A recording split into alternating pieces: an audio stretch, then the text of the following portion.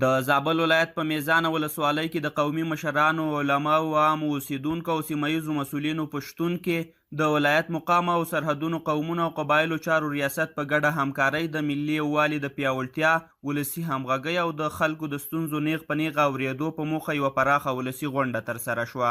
د غونډې پر مهال د زابل ولایت د سرحدونو قومونو او قبایلو چارو رئیس د امیرالمؤمنین د 14 او 15 ګڼه فرمانونو پر عملي کېدو ټینګار وکړ او ویې ویل کو دغه فرمانونه په بشپړه توګه تطبیق شي د ټولنې ډېرې شته ستونزې په اساسي ډول حل شي. د 14 او 15 ګڼه فرمان پر رابطه ده چې تاسو ته ورسول شي امیرالمؤمنین په دغه درو شانو په دغه ناسمو رواجو باندې موږ امر کړي یو، موږ مامورین یو، تاسو ته را رسول دا ناسم رواجونه پرېږدئ ادامه کوو. په همدې غونډه کې د سیمې اوسیدونکو د مسؤلینو هرکلی وکړ او خپل یو شمېر بنسټیزې غوښتنې یې ورسره شریکې کړې. د دوی په وینا د ښوونځیو جوړول، روغتیایي مرکزونو ته د لازمو امکاناتو برابرول او د چک ډیمونو جوړول د خلکو له مهمو اړتیاوو څخه دي. ولسوالۍ کې کلینیک سته، شفاخانه نشته، ډېر غټ نفوس لري.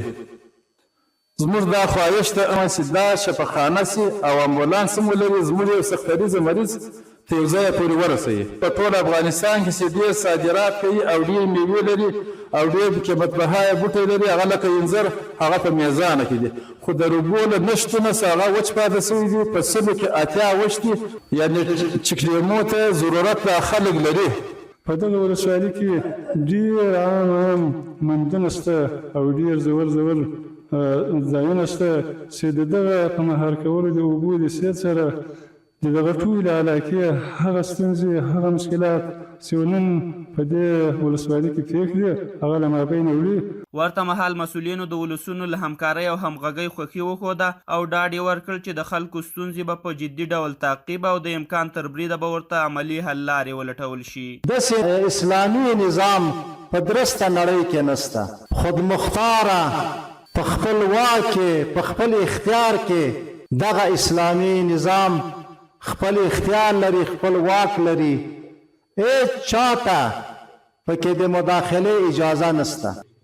لله الحمد په ټول افغانستان کې امنیت ده. دا وجه د چی شي ده، دا وجه د سیولس له حکومت سره ولاړ ده.